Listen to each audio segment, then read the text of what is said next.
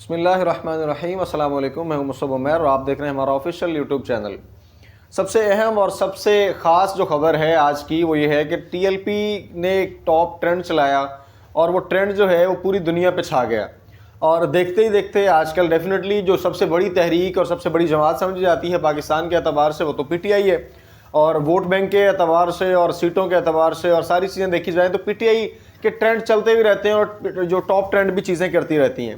T L P پر جس قدر پابندیاں ہیں وہ ہم سے ڈھکی چھپی نہیں. ٹی ایل پی لکھ دیں, آپ کی ویڈیو کے پیچھے ان کا فلیگ گزر جائے, ان کا لکھا ہوا ٹی ایل پی گزر جائے, فوری طور پہ اکاؤنٹ ریسٹرکٹ کر دیا جاتا ہے. خادم حسین رضوی صاحب کی تصویر آ جائے, سعد رضوی صاحب کی تصویر آ جائے, ٹی ایل پی کا جھنڈا آ جائے تو فیس بک پہ بھی فوری پوسٹ اڑا دی جاتی ہے. اور بہت ساری ریسٹرکشنز جو ہیں باقی اکاؤنٹس پر بھی ہیں, ٹک ٹاک پہ بھی فوری طور پہ اکاؤنٹ کو ختم کر دیا جاتا ہے. اس سارے کے سارے سینیریو میں, اس سارے سوشل میڈیا کے اس رویوں کے باوجود انہوں نے ایک ٹرینڈ چلایا, اور چلایا کس پہ جی؟ ایکس پر, یعنی ٹویٹر اکاؤنٹ پر.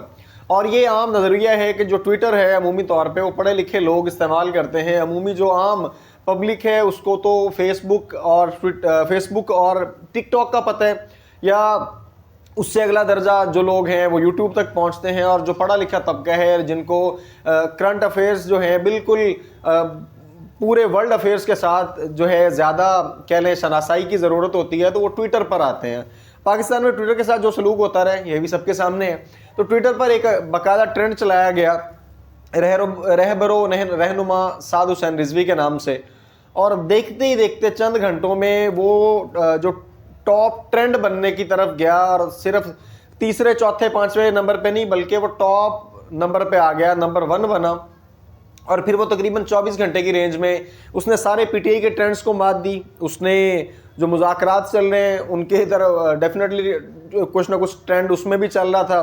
پھر اس طرح حکومت کے معاملات میں جو چیزیں بہت ساری وائرل ہیں اور بہت سارے ایشوز ہیں, ان ساروں کو مات دے کے ٹی ایل پی کے اس سلوگن کا رہبر و رہنما سعد حسین رضوی کا ٹاپ ٹرینڈ بننا یہ کسی بڑی کامیابی سے کم نہیں ہے. انہوں نے ثابت کیا ہے کہ جو نوجوان ہیں پڑھے لکھے نوجوانوں میں بھی ایک شعور آ چکا ہے, اور ٹی ایل پی کی سوجھ بوجھ اس سارے طبقے میں موجود ہے. اور پچھلے ایک ولاگ میں نے وضاحت کی تھی اور میں نے کمپیریٹیولی کہا تھا کہ جی ٹی ایل پی کے اندر جو ہے دینی لوگ تو موجود ہیں, لیکن دنیاوی اعتبار سے اس قدر پڑھے لکھے لوگ موجود نہیں ہیں جس طرح کمپیریٹیولی میں نے جماعت اسلامی کا ذکر کیا تھا.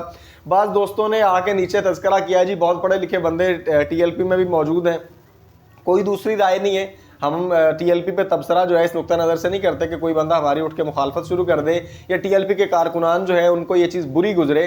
ایسا بالکل نہیں ہے. پڑھے لکھے نوجوان یقیناً موجود ہیں, اور پڑھے لکھے نوجوان, میری رائے اور میرا تبصرہ یہ تھا کہ مزید ان کو اس قدر زیادہ ہو جانا چاہیے کہ جو سیاسی شعور ہے, سیاسی ایجنڈا ہے, سیاسی منشور ہے اور سیاسی لاہ عمل ہے اس کو اتنا کھول کے پیش کر دیں کہ وہ لوگ جو ایک صرف ریلیجیس ٹچ کی وجہ سے گھبراتے ہیں اور جو باقی عام ہر چیز میں آگے آنے کی کوشش کرتے ہیں, تو ایسے عام لوگ, عام پبلک جو ہے جو صرف ایک دینی لبادے کی وجہ سے, لازمی نہیں ہے کہ دینی لبادے کی وجہ سے لوگ قریب ہوتے ہیں اور دینی لبادے کی وجہ سے بعض لوگ کھنچ بھی جاتے ہیں, ان سارے لوگوں کو قریب لانے کے لیے ہر شعبہ زندگی میں کام کرنا اور ہر شعبہ زندگی میں مہارت والے لوگوں کو اوپر لے کے آنا اور ایسے لوگوں کا تحریک کا حصہ بننا, یہ نہ صرف تحریک لبیک کے لیے بلکہ جمعیت علماء اسلام کے لیے, جماعت اسلامی پاکستان کے لیے اور جتنی بھی اسلامی تحریکیں ان سب کے لیے بڑا ضروری ہے.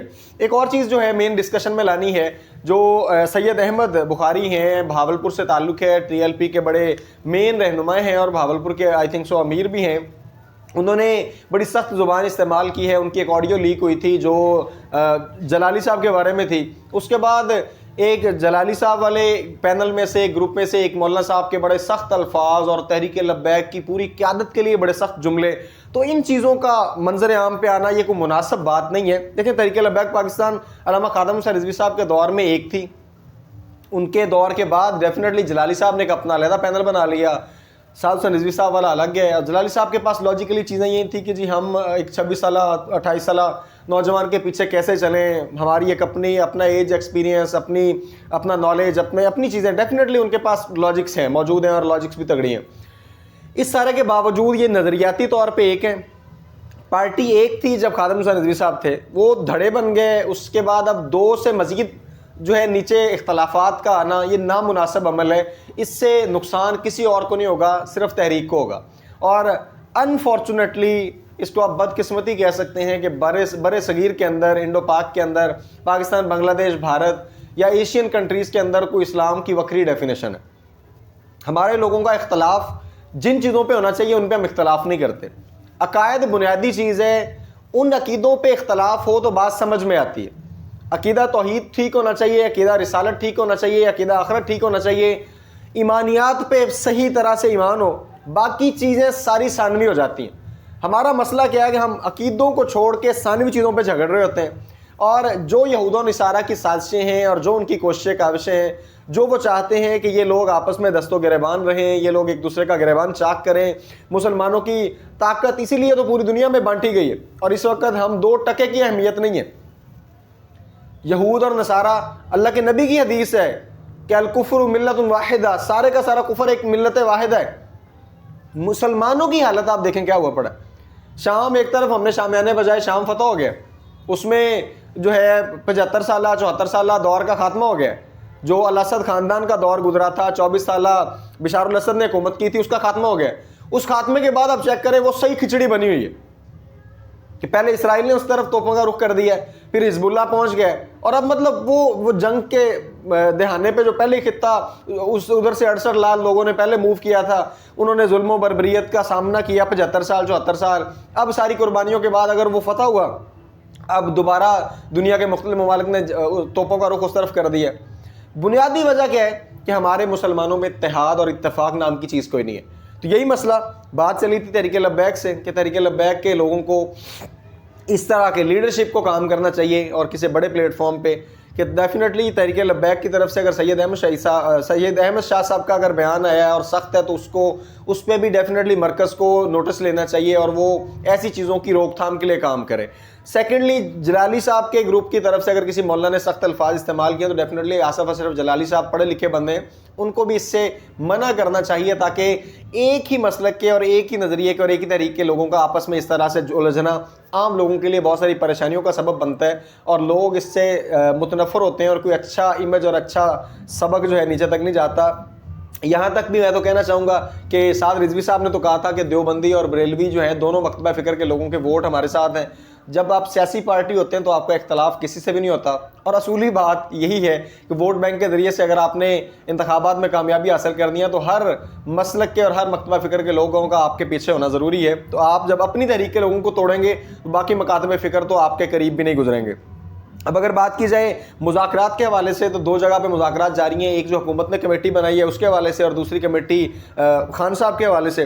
اب جو حکومت نے کمیٹی بنائی ہے وہ غیر سنجیدہ سا رویہ لگ رہا ہے. ایک جو چوری شجاع حسین کے بیٹے ہیں، علیم خان ہیں، مطلب جس طرح کے لوگ اس کمیٹی میں رکھے ہیں تو مذاکرات کہاں پایا تکمیل تک پہنچیں گے. یہ سارے معاملات علیم خان کے ساتھ سلوک اور خان صاحب کا رویہ اور خان صاحب کے ساتھ ان کے تعلقات، یہ ساری چیزیں سب کے سامنے ہیں. سیکنڈلی دوسرے جو ہے مذاکرات وہ چل رہے ہیں، فواد چودھری کے ذریعے سے اسٹیبلشمنٹ پیغام بھیج رہی ہے اور لے رہی ہے. یہی کام جو ہے 24 نومبر سے پہلے علی امین گنڈا پور صاحب کے ذریعے سے اسٹیبلشمنٹ کرتی رہی، اور جیسے 24 نومبر کی کال آئی تو وہ کال کے بعد جو ہے گنڈا پور صاحب کے لیے جو ہے باقاعدہ طور پہ اڈیالہ جیل کے دروازے بند کر دیے گئے. اب اگر کوئی کی رول پلے کر رہا ہے تو سب سے اہم رول جو ہے فواد چودھری کا ہے. فواد چودھری پہلے کھڈے لائن بھی لگا رہا، پارٹی کو بھی چھوڑ دیا، سارے معاملات، لیکن اب وہی فواد چودھری فرنٹ لائن پہ ہیں اور وہ دونوں طرف مذاکرات کی پوری کوششوں میں ہیں. دیکھتے ہیں یہ مذاکرات کس حد تک پہنچتے ہیں. دنیاوی پریشر جو ہے، انٹرنیشنل لیول کا پریشر وہ بڑھتا جا رہا ہے. امریکہ میں، کینیڈا میں جو پیش رفت ہو رہی ہے، انگلینڈ میں، تو وہ سب کے سامنے ہے. اس میں رچرڈ گرینل کے جو ٹویٹس آ رہے ہیں اور ان کی بار بار پیش رفت ہو رہی ہے، اس کا تذکرہ ہم نے لاسٹ ٹائم بھی کیا تھا. اور سب سے اہم بات یہ ہے کہ 9 مئی کے حوالے سے جو 25 لوگوں کو سزائیں دی گئی ہیں، تو دیکھنا یہ ہے کہ یہ جو 25 لوگوں کو جن کو سزائیں سنائی گئی ہیں ملٹری کورٹس کی طرف سے، کیا ان میں کوئی لیڈر بھی شامل ہے؟ کیا ان میں کوئی بڑا بندہ بھی شامل ہے؟ کیا عام بندہ، عام کارکن اور غریب لوگ ہی سزاؤں کے لیے رہ جاتے ہیں اس ملک میں؟ انصاف کا پیراہا سارے کا سارا غریبوں پہ ہی آ کے ختم ہوتا ہے. اس میں آپ چیک کریں خدیجہ شاہ کو سزا ہوگی یا ان کو جیل اصلاحات کمیٹی کا میں ہی رکھا جائے گا؟ اب وہ ایک بندہ 9 مئی کے اس سارے کے سارے سینیریو میں گرفتار ہے، اس کو آپ نے جیل اصلاحات کمیٹی میں رکھا ہوا ہے اور اس کو جیل کے معائنے کروائے جا رہے ہیں. جیل اصلاحات کمیٹی کے لیے تو ان کو پوچھیں نا جو سالہ سال سے جیلوں میں پڑے ہیں، جن کے لواحقین ملنے آتے ہیں، ان کو ملاقات نہیں کرنے دی جا رہی، مسائل ان کے بہت زیادہ ہیں. یہ ساری چیزیں دیکھنے کی ہیں. اب خدیجہ شاہ کو یہ پروٹوکول اس لیے مل رہے ہیں کہ ان کے نانا جو ہے وہ جنرل تھے. اور انہوں نے کیا کیا ہے یہ سب کے سامنے ہے. اگر 9 مئی کے اس مقدمے میں 25 لوگوں کو سزائیں ہوئی ہیں تو پھر ڈیفینیٹلی یہ انصاف کا ترازو تو پھر ایک جیسا پلڑا تو یہ ہے نا کہ پھر ان کو بھی سزا ہونی چاہیے. اور سیکنڈلی بات کی جائے تو خان صاحب نے ایک طرف جو ہے مذاکرات کی کوششیں چل رہی ہیں, دوسری طرف بیرونی ترسیلات کو روکنے کے لیے ایک عندیہ دے دیا ہے اور باقاعدہ طور پہ لوگوں کو کہا ہے کہ سول نافرمانی کا وہاں سے آغاز کر دیں, کہ جو لوگ حکومت کے ذریعے سے اپنے گھر والوں کو چیزیں بھیجتے ہیں, پیسے بھیجتے ہیں, وہ اب وایا چینج کر لیں تاکہ گورنمنٹ کو اس کا نقصان ہو. تو یہ خان صاحب کو یہ بھی سوچنا چاہیے کہ خان صاحب کے اپنے دور میں بھی ساری چیزیں اس طرح ہی چل رہی تھیں. شوکت خانم کے جتنے فنڈز آ رہے تھے, چیریٹی آ رہی تھی, وہ ساری کی ساری بھی باہر سے ہی آ رہی تھی. اور سب سے اہم چیز یہ ہے کہ خان صاحب کی تو چیریٹی وہ تو انہوں نے انویسٹمنٹ کر دی تھی, خاص طور پہ جو ریئل اسٹیٹ فرانس میں بھی. اور جو آپ کو ایک بندہ چیریٹی دے رہا ہے وہ انویسٹمنٹ کے لیے نہیں دیتا بلکہ ایک پرٹیکولر پرپس کے لیے دیتا ہے, اور لوگ اس پہ بھی آوازیں اٹھانا شروع کر دیں گے. یہ ساری کی ساری چیزیں حقیقت پہ مبنی ہیں. اس میں سے کوئی بھی چیز بغیر پروف کے اور بغیر جو ہے کسی طرح کی کہہ لیں تحقیق کے پیش نہیں کی جا رہی, بلکہ جو اصل اور حقائق پر مبنی باتیں وہی ساری کی ساری آپ کے سامنے پیش کی گئی ہیں. اپنا بہت سارا خیال رکھیے گا. آئندہ ملیں گے انشاءاللہ ایک نئے بلاگ کے ساتھ. تب تک کے لیے السلام علیکم.